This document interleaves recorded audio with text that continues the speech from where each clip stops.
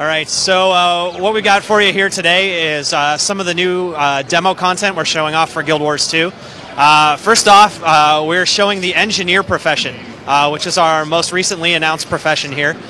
You'll see this is an engineer with a rifle. So they have a lot of fun skills available to them here. The skill that engineer just used there, skill 4, blows the target that they shoot back and sends the engineer flying back. That one right there, skill 5, is a giant jump shot where you blast your gun in the ground, fly through the air, and then you blast the guy on the ground where you land. Skill 3 is a little bit of a scatter shot, where it's like a blunderbuss shot that hits everybody nearby you. And the engineer is really based on a lot of inventions and taking advantage of different unique created abilities. So for example, the engineer's healing skill, skill 6, not only heals the engineer, but it randomly applies one of the different buffs in the game. So you can react to it and basically act differently based on the buffs that you get. Skill 2 there on the engineer that you're seeing is a net shot. So when you shoot somebody with that, it actually it immobilizes them and holds them into place. We'll show the net shot here.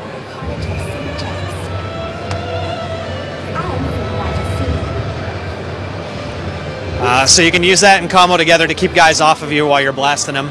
And then you have some of the utility skills available to you here as an engineer. So skill 7 is a elixir.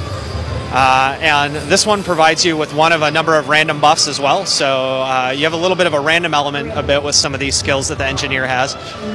Skill 8 is slick shoes. So this is going to apply a little bit of an oil slick to the ground. And things that move through it actually trip and fall down. And skill 9 is your adrenaline shot, and these are some of the utility skills available from you. This removes any conditions your character has and applies the regeneration buff to them. These are just some of the fun things that you're going to get with the engineer in our game, where you just get a lot of different fun utility skills that play off of kind of the invention side of the engineer. So next we're going to show you something else that's new to our demo today, and this is underwater combat in Guild Wars 2. So you notice as our character goes down into the water, their skill bar has actually changed out, and they've swapped weapons to a completely different skill set that comes available. And we've got a new set of underwater skills that take advantage of the Z-axis the character has available to them. So for example, you can throw out mines here that explode. You do a little harpoon gun, and you've got a torpedo that you can fire out of it there on your first skill. Skill 5 is a net that your character can put up to trap things that come through there, to get the creatures that are coming up or down below you. And the basic idea behind this is that we wanted to take combat that you normally find on ground in a traditional MMO that is usually, it involves a little bit of jumping, but it's mostly handled on the 2D access level. And we wanted to take advantage of the fact that we have this 3D game space available to you underwater. And to build a bunch of skills and movement and abilities that really play to use that. In a traditional MMO, when you're underwater, what you end up finding typically is that there's not a lot there to experience. Your underwater experience, as you go down, you have a breath meter. There's not a lot of content down there, and underwater is just kind of like an additional thing thrown into the game. And for us, we wanted this to be one of the key features of Guild Wars 2. So every single profession has new skills that come available to them when they're underwater that they can take advantage of that really use this whole 3D axis. There is a ton of content that we placed in our underwater areas. So for example, ahead of you here, there's a shrine to the god Malagan, which these little whale people down here called the Quaggan worship. And sometimes pirates will come and attack this shrine and try to kill all the Quaggan that are there. And this is a dynamic event that you can experience just like in the normal game world, but these also happen underwater. And in this one, you're going to have pirates that come down and attack and drive the Quaggan away. And if you protect them, you can get blessings from the little shrine to their god. So a big part of underwater is just having that sense of exploration and discovery. So as you're swimming around underwater in our game, there are a ton of little hidden areas that you can find and little caves and creatures hiding in them. And you can actually find and kick off dynamic events inside of these different areas when you get into them as well. So we want to just have a whole lot of different content that you can find as you're exploring through and going through the game world. So one one other interesting thing about combat underwater is above ground, if you tap the movement skills one direction rapidly, you're going to dodge out of the way of stuff. Now underwater you can do the same thing, but you rapidly swim out of the way to dodge out of the way of attacks.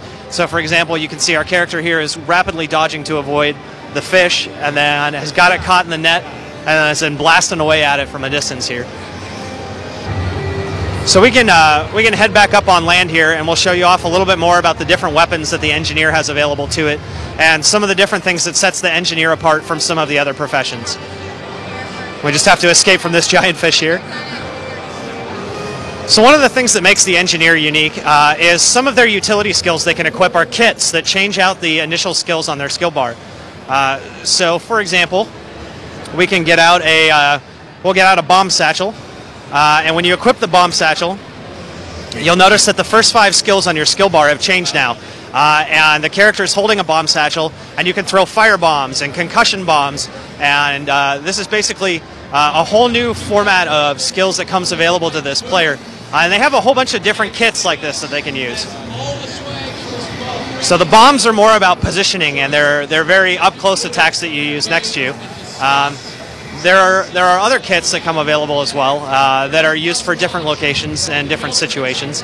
And as you can see here, our character is showing that you can actually hot swap out of these kits in combat and jump back over to your rifle, and now suddenly you're right back into using your rifle skills again to change up the way that you're fighting. So we're going to show you a couple more kits here. As soon as we're out of combat, we'll show a couple more kits. Oh, we've bled to death. This is one of the unique mechanics about Guild Wars 2. When your character dies, you get a last chance to kill other creatures nearby and to bring yourself back to life. So this is, our char here has nothing nearby that they can kill, so unfortunately they're not going to have the ability to do that. So they're going to go to a nearby waypoint and rally. But when you're in that down state, if you manage to kill any creatures, you actually pop back to life and you get a second chance to keep fighting. Also at this point, other characters can come up to you and they can kneel down and res you. And all the characters in the game are capable of resurrecting one another. The idea behind this is so that we build a little bit of a sense of community within our players, where everybody is capable of resing and saving one another if they get into trouble. So other players being nearby is actually a benefit to you.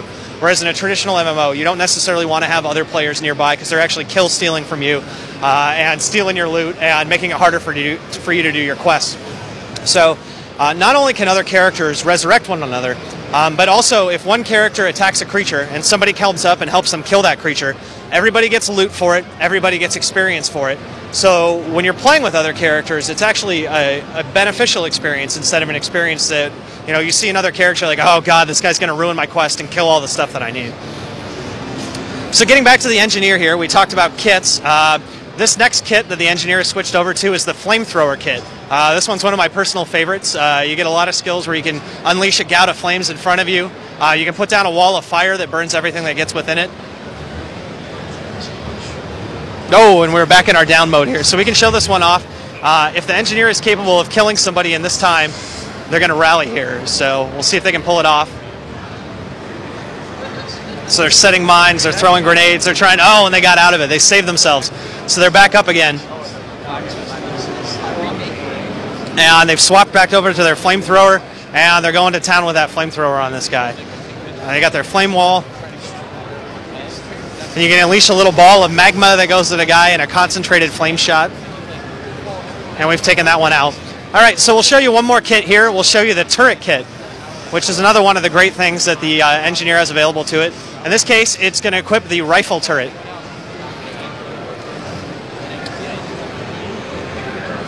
So you want to get rid of the, there it is. So we've got our rifle turret, and the rifle turret is going to shoot anybody that's nearby. And you have the ability with skill 8, now that you've placed your rifle turret down, that you can actually explode the rifle turret and do AoE damage to everybody who's nearby. So your turret has multi-functions. Comic-Con 2011, what you need to do right now is play. So that's some of the basics of the engineer profession in Guild Wars 2. We've shown you a little about underwater combat and talked a little bit about how our combat system tries to build a sense of community from players being able to play together, not having other players ruin the experience for them, and really trying to build a sense of community within them. Thank you very much for watching this. Guild Wars 2 is set for release on the PC, and we'll be having a beta sometime in the future. The release date at this point is unannounced.